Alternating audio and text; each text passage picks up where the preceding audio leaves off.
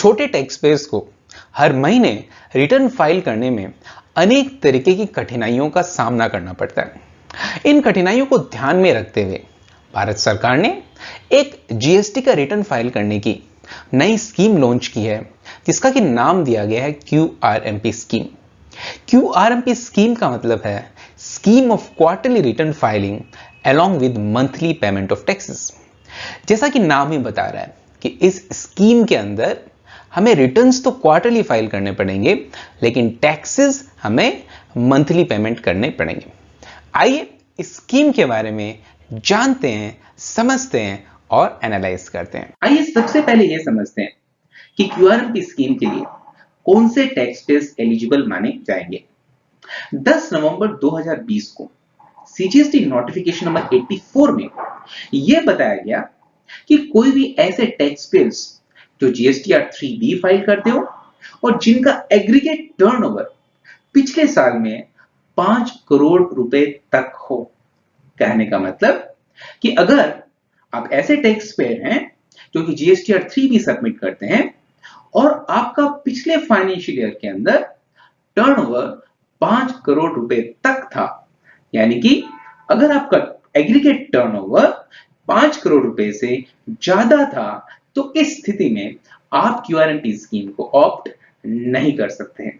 Aggregate turnover का मतलब आपने पिछले फाइनेंशियल ईयर में जो भी टैक्स पीरियड्स थे उनके रिटर्न्स में आपने जो भी डिटेल्स फर्निश की थी, जो भी डिटेल्स सबमिट की थी, उसमें जो भी आपका टर्नओवर का टोटल है, उस टर्नओवर को हम एग्रीगेट टर्नओवर मान लेंगे। आपका पिछले फाइनेंशियल ईयर में एग्रीगेट टर्नओवर 5 करोड़ रुपए से कम था।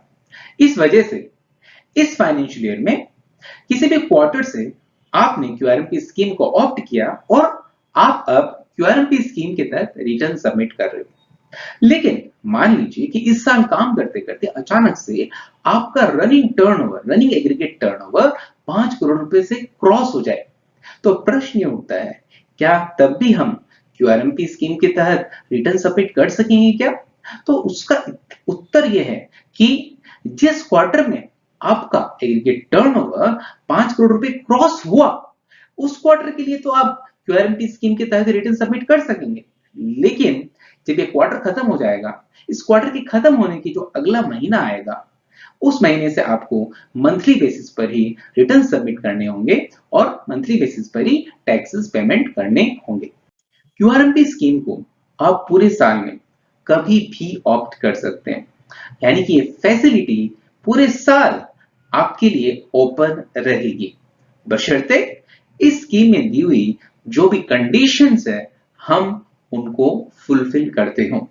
इसका मतलब ये हम समझें कि ऐसा कोई जरूरी नहीं है कि इस स्कीम को हमें साल की शुरुआत में ही ऑप्ट करना होगा। ऐसा नहीं है, हम इस स्कीम को पूरे साल में किसी भी पॉइंट ऑफ टाइम पर subject to the conditions given in this scheme हम उसको ऑप्ट कर सकते हैं और हम इसका फायदा ले सकते हैं। सीजीएसटी रूल्स में एक नया रूल 61A इंसर्ट किया गया है। इस रूल के अनुसार अगर आपको किसी क्वार्टर के लिए क्यूआरएमपी स्कीम को ऑप्ट करना है, तो आपको पिछले क्वार्टर के दूसरे महीने के पहले दिन से लेकर इस क्वार्टर के पहले महीने के अंतिम दिन तक समय मिलेगा। कहने का तात्पर्य यह है कि अगर आप जुलाई से लेकर सितंबर क्वार्टर के लिए क्यूआरएमपी स्कीम को ऑप्ट करना चाहते हैं, तो इससे पहले वाले क्वार्टर यानी कि अप्रैल मई जून क्वार्टर के दूसरे महीने के पहले दिन यानी कि 1 मई से लेकर इस क्वार्टर के यानी कि जुलाई से लेकर सितंबर वाले क्वार्टर के पहले महीने के अंतिम दिन यानी कि 30 जुलाई तक आपको इस स्कीम को जीएसटी की वेबसाइट में जाकर ऑप्ट कर लेना होगा। एक बार इस बात को फिर से समझें कि अगर आपको जुलाई से सितंबर क्वार्टर के लिए क्यूआरएमपी स्कीम को ऑप्ट करना है, तो 1 मई से लेकर 31 जुलाई तक आपको यह समय मिलेगा, जिस समय तक आप जीएसटी पोर्टल में जाकर इस स्कीम को जुलाई से सितंबर क्वार्टर के लिए ऑप्ट कर सकते हैं। क्यूआरएमपी स्कीम को ऑप्ट करने के समय एक कंडीशन हमें फुलफिल करनी होगी। ये कंडीशन ये कहती है कि जिस दिन आप स्कीम को ऑप्ट कर रहे हो, उस दिन आपका जो भी लास्ट रिटर्न ड्यू है वह फाइल किया जा चुका होना चाहिए। यानी कि जिस दिन आप क्यूआरएमपी स्कीम को ऑप्ट कर रहे हो उस दिन आपका कोई भी पुराना रिटर्न फाइल करना ड्यू नहीं रहना चाहिए। अगर ड्यू है तो उसको फाइल कीजिए, उसके बाद ही आप क्यूआरएमपी स्कीम को ऑप्ट कर सकते हैं। अब एक प्रश्न उठता है कि अगर मान लीजिए कि मैंने जुलाई से सितंबर क्वार्टर के लिए क्यूआरएमपी स्कीम को ऑप्ट कर लिया, अब मुझे अक्टूबर टू दिसंबर में भी रिटर्न फाइल करना है, जनवरी टू मार्च के लिए भी रिटर्न फाइल करना है, तो क्या जो फ्यूचर क्वार्टर्स है उनके लिए मुझे फिर से क्यूआरएमपी स्कीम को बार बार ऑप्ट करना होगा? तो उत्तर हमारा यहाँ पर यह है कि जी नहीं। आपने अगर किसी क्वार्टर के लिए क्यूआरएमपी स्कीम को ऑप्ट कर लिया है तो अगले क्वार्टर के लिए ऑटोमेटिकली आप क्यूआरएमपी स्कीम के तहत रिटर्न फाइल कर सकते हैं। आपको बार बार हर क्वार्टर के लिए क्यूआरएमपी स्कीम को ऑप्ट करना आवश्यक नहीं है। हाँ, अगर आप अपनी स्कीम को रिवाइज कर दें, यानी कि क्यूआरएमपी स्कीम को नहीं फाइल करने का ऑप्शन अगर चूज कर लें, तब बात अलग है।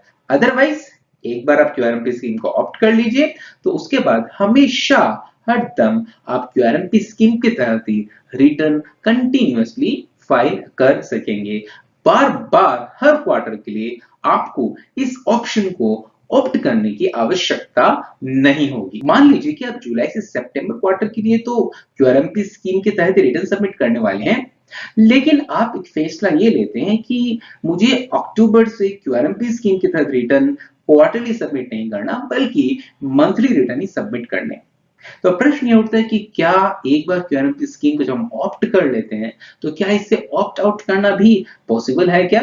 तो उत्तर बिल्कुल हाँ है। जैसे ऑप्ट इन करना पॉसिबल है वैसे ही ऑप्ट आउट करना पॉसिबल है और टाइम पीरियड्स भी सेम है।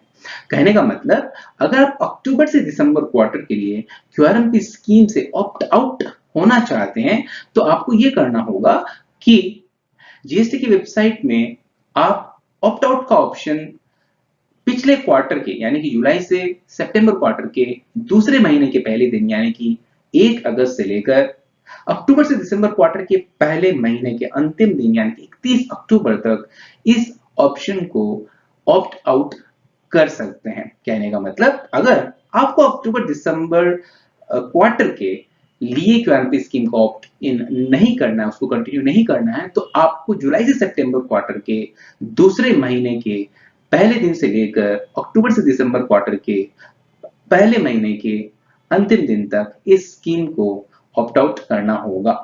जैसा कि हम सबको पता है कि जीएसटी में एक ही रजिस्टर्ड पर्सन अपने अलग अलग बिजनेस के लिए अलग अलग जीएसटी नंबर भी ले सकता है।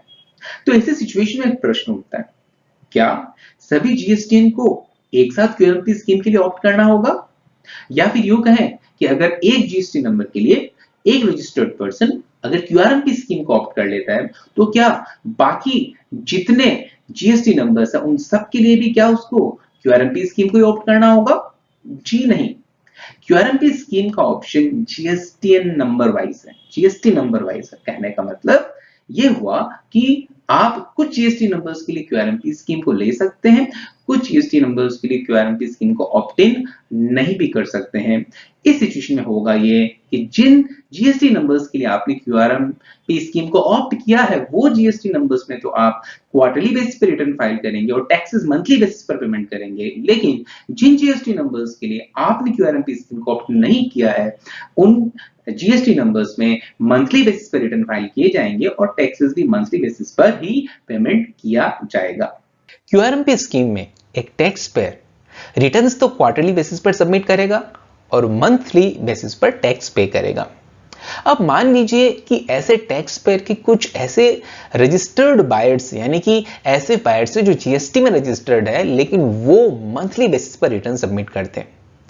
अब इस सिचुएशन में एक प्रॉब्लम ये आ रही है कि अगर सेलर क्वार्टरली बेस पर रिटर्न सबमिट करेगा और बायर ऐसा है जो मंथली बेस पर रिटर्न सबमिट करता है तो बायर अपना इनपुट कैसे क्लेम करेगा? क्योंकि जब तक सेलर अपना रिटर्न सबमिट नहीं करेगा तो बायर के जीएसटीआर 2A और 2B के अंदर ऐसे इनवॉइसेस नजर नहीं आएगी और जब ऐसे इनवॉइसेस नजर नहीं आएगी तो वो उन इनवॉइसेस के ऊपर इनपुट टैक्स क्रेडिट क्लेम नहीं कर सकेगा।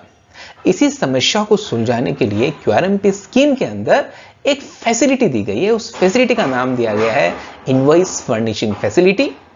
आइए इस कॉन्सेप्ट को, इस इनवॉइस फर्निशिंग फैसिलिटी को समझते हैं। इनवॉइस फर्निशिंग फैसिलिटी के माध्यम से कोई भी टैक्स पेयर जो क्यूआरएमपी स्कीम के तहत क्वार्टरली रिटर्न सबमिट करता है, वह अपने पहले और दूसरे महीने के जो भी इनवॉइसेस है उनको इस फैसिलिटी के माध्यम से वह जीएसटी की साइट में फर्निश कर सकेगा। जब इनवॉइस फर्निशिंग फैसिलिटी के माध्यम से क्यूआरएमपी स्कीम के तहत इनवॉइसेस फर्निश की जाएगी, तो जैसे ही इनवॉइसेस फर्निश होगी तो क्यूआरएमपी स्कीम के तहत जो टैक्स पेयर है उसके जो भी रिसिपिएंट्स हैं, बायर्स हैं, उनके जीएसटीआर 2A और जीएसटीआर 2B में ये इनवॉइसेस रिफ्लेक्ट होनी लग जाएगी। और जब ये इनवॉइसेस रिफ्लेक्ट होने लग जाएगी तो निश्चित तौर पर ऐसे जो रेसिपिएंट्स हैं जो कि मंथली बेसिस पर रिटर्न फाइल करना चाहते हैं, तो वो आराम से input tax credit in invoices के ऊपर क्लेम कर सकते हैं। फिर भले ही चाहे अभी तक क्यूआरएमपी स्कीम के तहत जो टैक्स पेयर है उसने अभी अपना क्वार्टरली रिटर्न यानी कि रिटर्न सबमिट नहीं किया है, तब भी अगर इनवॉइस फर्निशिंग फैसिलिटी के माध्यम से इनवॉइसेस फर्निश कर दी जाएगी तो जीएसटीआर 2A और जीएसटीआर 2B में रेसिपिएंट के रिफ्लेक्ट हो जाएगी और वो इनकी सहायता से इनपुट टैक्स क्रेडिट ले सकेंगे और क्लेम भी कर सकेंगे। लेकिन इनवॉइस फर्निशिंग फैसिलिटी के अंदर भी इनवॉइसेस को फर्निश करने की एक टाइम लिमिट है। मान लीजिए कि आप जुलाई महीने के जो भी इनवॉइसेस है उनको आप इनवॉइस फर्निशिंग फैसिलिटी के माध्यम से फर्निश करना चाहते हैं, तो आपके लिए जो अंतिम डेट है वो है 13th of August, यानी कि 13 अगस्त के बाद आप उन इनवॉइसेस को, जुलाई महीने के इनवॉइसेस को फर्निश नहीं कर पाएंगे। इसका मतलब ये हुआ कि अगर किसी महीने की आपको इनवॉइस फर्निशिंग फैसिलिटी के माध्यम से इनवॉइसेस सबमिट करनी है तो मंथ जैसे ही खत्म होता है उसके 13 तारीख तक आप इन इनवॉइसेस को फर्निश कर सकेंगे। अब क्यूआरएमपी स्कीम का टैक्स पेयर ये चाहता है कि वह इनवॉइसेस को कंटिन्यूअस बेसिस पे अपलोड करना चाहता है, यानी कि जब जुलाई चल रहा हो तो जुलाई 5 को, जुलाई 7 को, जुलाई 10 को, जुलाई 11 को, जुलाई 12 को जो भी इनवॉइसेस है वो कंटिन्यूअस बेसिस पे उसको अपलोड करना चाहता है जुलाई महीने के दौरान ही। क्या ऐसा संभव है क्या? जी हाँ, ऐसा भी संभव है। ये स्कीम ये बताती है कि आप ये कर सकते हो, आप अपलोड तो पूरे महीने के दौरान कंटिन्यूअसली कर लो, लेकिन आप सेव नहीं कर सकोगे। सेव आप तभी कर सकोगे 1 तारीख से 13 तारीख तक, 1 तारीख से 13 तारीख तक। यानी कि अगर जुलाई महीना की हम लोग बात करें तो जुलाई महीने की इनवॉइसेस आप पूरे मंथ अपलोड करो, कोई प्रॉब्लम वाली बात नहीं है, लेकिन वो सेव नहीं होगी अभी तक। ओके, सेव कब करेंगे? 1 अगस्त से लेकर 13 अगस्त तक आप ऐसे इनवॉइसेस को सेव कर सकेंगे। मैं आपको यहां पर एक बात बता दूं कि क्यूआरएमपी स्कीम के तहत रिटर्न फाइल करने वाले टैक्स पेयर के लिए इनवॉइस फर्निशिंग फैसिलिटी को यूज करना मैंडेटरी नहीं है, ये कंप्लीटली ऑप्शनल है। ये उसके ऑप्शन के ऊपर है कि वह इनवॉइस फर्निशिंग फैसिलिटी को पहले और दूसरे महीने की इनवॉइसेस को फर्निश करने के लिए यूज करता है या फिर नहीं करता है।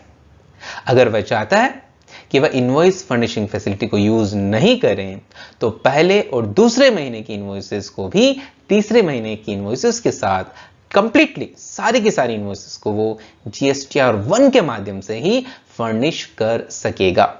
तो invoice furnishing facility is not mandatory, it's completely optional. It depends upon the QRMP scheme का टैक्स पेयर कि वह इसका यूज करता है या फिर इसका यूज नहीं करता है।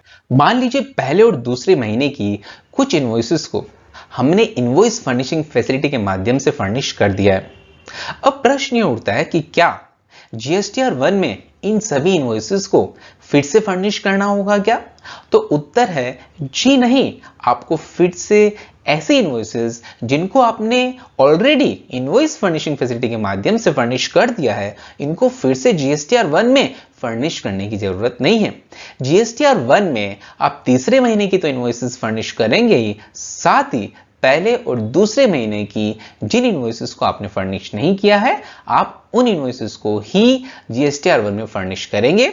इस तरीके से उस क्वार्टर का आपका पूरा जो टर्नओवर होगा वो होगा आपने जो भी इनवॉइसेस फर्निशिंग फैसिलिटी के माध्यम से फर्निश किए वो प्लस जो आप GSTR1 में इनवॉइसेस फर्निश करती हो वो, इन दोनों का टोटल ये हो जाएगा आपका इस क्वार्टर का टोटल टर्नओवर। मान लीजिए पहले और दूसरे महीने की कुछ इनवॉइसेस को हमने इनवॉइस फर्निशिंग फैसिलिटी के माध्यम से फर्निश कर दिया है। अब प्रश्न ये उठता है कि क्या GSTR1 में इन सभी इनवॉइसेस को फिर से फर्निश करना होगा क्या? तो उत्तर है जी नहीं।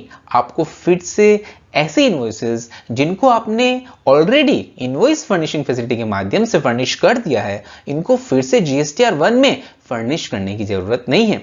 GSTR1 में आप तीसरे महीने की तो इनवॉइसेस फर्निश करेंगे ही, साथ ही पहले और दूसरे महीने की जिन इनवॉइसेस को आपने फर्निश नहीं किया है, आप उन इनवॉइसेस को ही GSTR1 में फर्निश करेंगे। इस तरीके से उस क्वार्टर का आपका पूरा जो टर्नओवर होगा वो होगा आपने जो भी इनवॉइसेस फर्निशिंग फैसिलिटी के माध्यम से फर्निश किए वो प्लस जो आप GSTR1 में इनवॉइसेस फर्निश करती हो वो, इन दोनों का टोटल ये हो जाएगा आपका इस क्वार्टर का total turnover. Invoice furnishing facility में भी अमाउंट ऑफ इनवॉइसेस के ऊपर रेस्ट्रिक्शन दिया गया है। कहने का मतलब कि आप ऐसा नहीं है कि जितने मर्जी अमाउंट की इनवॉइसेस आप इनवॉइस फर्निशिंग फैसिलिटी के माध्यम से अपलोड कर सकते हो।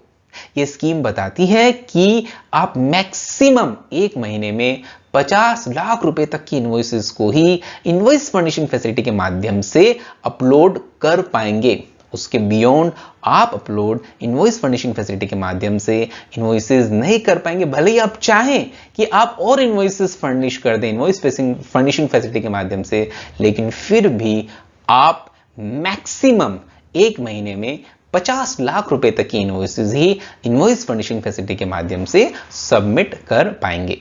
अब जब हम QRMP स्कीम में इनवॉइस फर्निश करने के संबंधित नियमों को समझ गए, तो अब ये भी समझ लेते हैं कि QRMP स्कीम में जो पहले और दूसरे महीने हैं, उन महीने की मंथली पेमेंट ऑफ टैक्स कैसे की जाएगी, कब की जाएगी।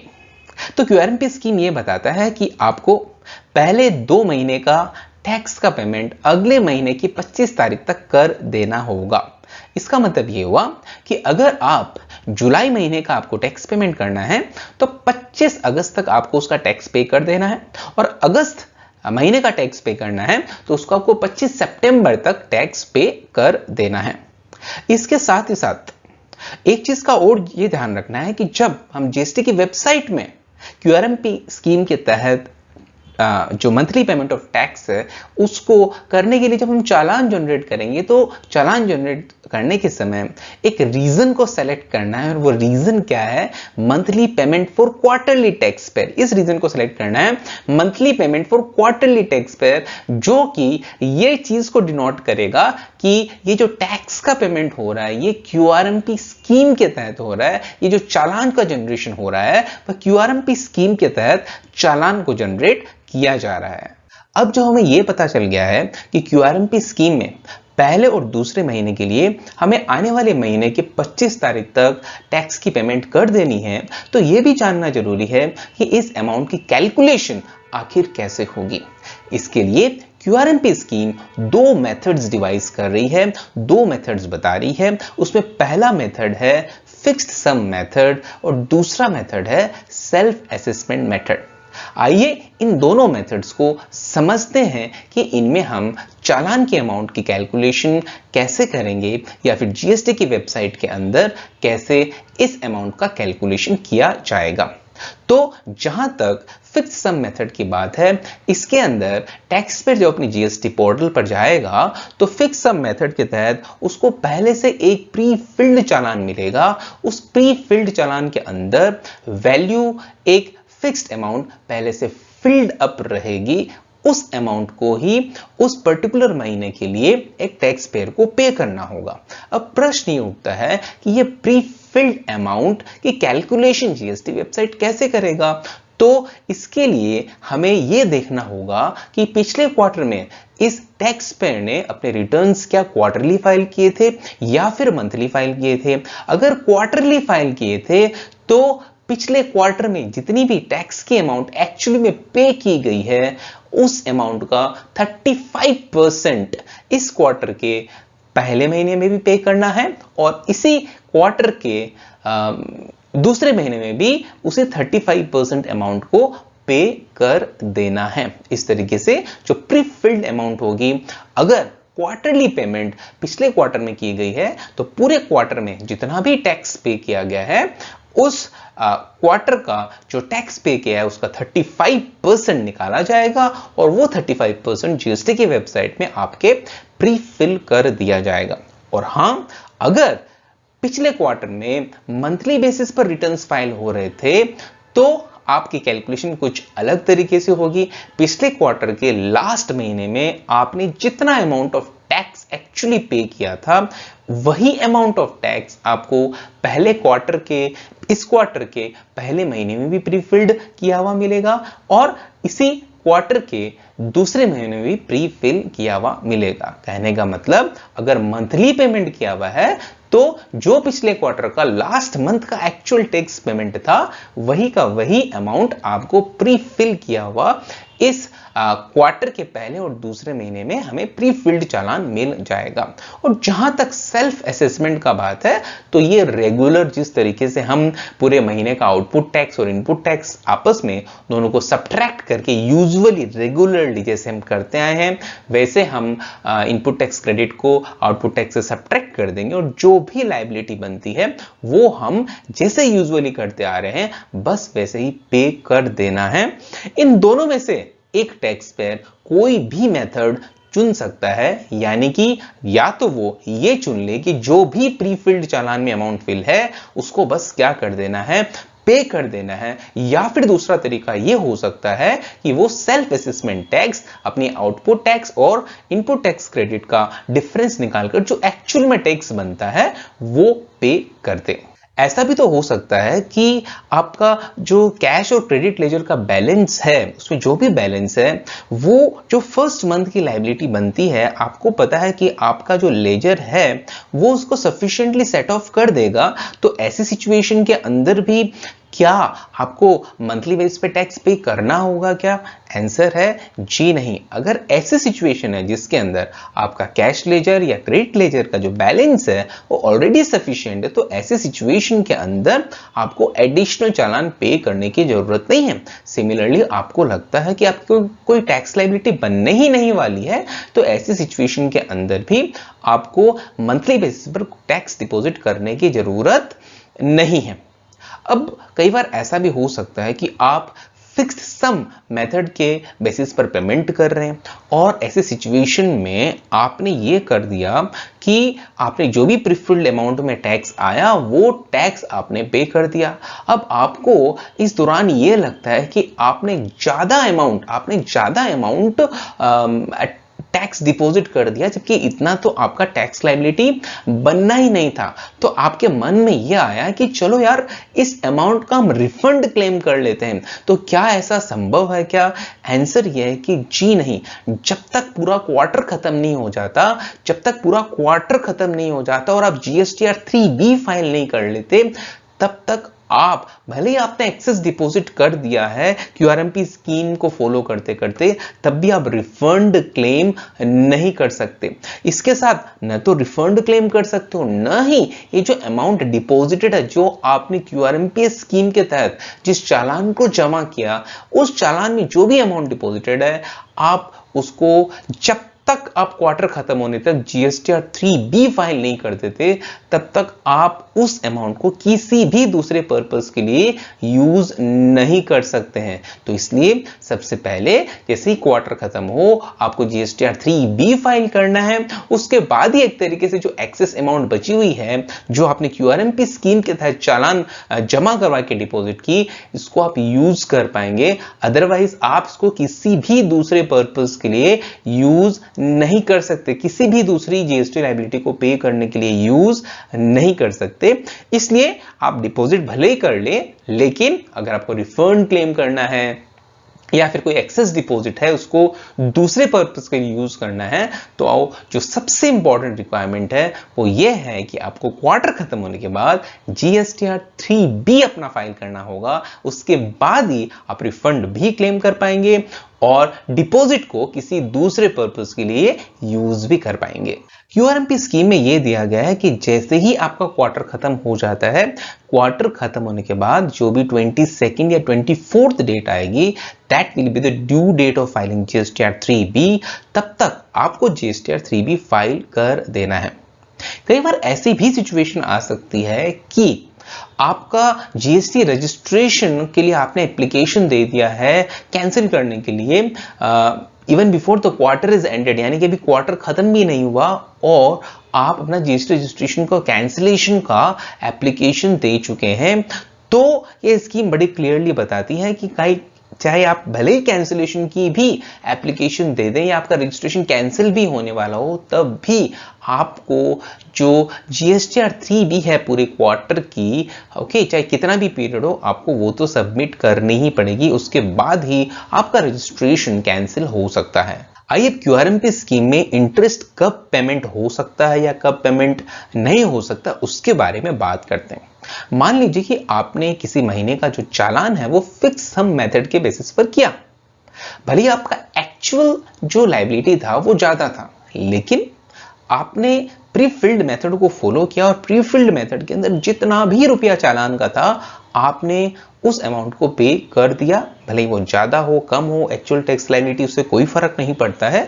जो भी प्री फिल्ड अमाउंट थी आपने अगर फिक्स सम मेथड के तहत उसका पेमेंट कर दिया है, तो ऐसे सिचुएशन के अंदर भले ही आपकी जो एक्चुअल टैक्स लायबिलिटी है में भी उस पर्टिकुलर महीना का जो अमाउंट है, जब आप जीएसटीआर 3B की प्रिपरेशन कर रहे हो आपको ये पता चलता है कि उस पर्टिकुलर पहले या दूसरे महीने में एक्चुअल टैक्स लायबिलिटी तो ज्यादा थी, तब भी कोई आपको टेंशन लेने की जरूरत नहीं है। अगर आपने प्री फिल्ड अमाउंट पे कर दिया है तो आपको इंटरेस्ट नहीं देना पड़ेगा, भले एक्चुअल टैक्स लायबिलिटी आपकी ज्यादा थी। जिस समय आप जीएसटीआर 3B सबमिट कर रहे हो, प्रिपेयर कर रहे हो, तो उस समय आपको ये जब कैलकुलेशन शीट निकलती है तब हमें ये पता चलता है कि मेरी तो एक्चुअल टैक्स लायबिलिटी ज्यादा थी। तब भी अपने को कोई चिंता करने की बात नहीं है, बस प्री फिल्ड जो अमाउंट है वो पे कर देना है और फिर इंटरेस्ट की चिंता नहीं करनी है। हाँ, जहां तक सेल्फ असेसमेंट मेथड की बात है, अगर हमने कम टैक्स पे किया है जो एक्चुअल बनता है तो इंटरेस्ट हमें देना पड़ेगा। हमें जिस डेट तक टैक्स पे कर देना था, अगर उस डेट के बियॉन्ड हम इंटरेस्ट पेमेंट करते हैं तब भी हमें इंटरेस्ट देना पड़ेगा। इसके साथ साथ ही जब क्वार्टरली रिटर्न फाइल की डेट है जीएसटीआर 3B की अंतिम महीने के लिए और पूरे क्वार्टर के लिए, अगर हम जो रिटर्न है हमारा वो अगर ड्यू डेट के बाद हम फाइल करते हैं, तो जैसे इतने दिन होते आया है उस पर जो भी इंटरेस्ट आपका बनता है, बिकॉज आपने रिटर्न फाइल ड्यू डेट के बाद किया है, 3B को ड्यू डेट के बाद फाइल किया है, तो जो भी नियमित रूप से रेगुलर रूप से जो भी हमारा इंटरेस्ट बनता आ रहा है हमें उसका तो पेमेंट करना ही होगा। क्यूआरएम की स्कीम में यह बताया गया है कि अगर आप अपना जीएसटी का जो क्वार्टरली रिटर्न है अगर उसको फाइल करने में डिले करते हो तो निश्चित तौर पर लेट फीस लगेगी, लेकिन अगर आपने पहले महीने के लिए, दूसरे महीने के लिए अगर आपने जस्ट चालान टाइम पर पे नहीं किया है तो उस सिचुएशन में सिर्फ और सिर्फ इंटरेस्ट लगेगा, उन सिचुएशंस के अंदर लेट फीस नहीं लगेगा।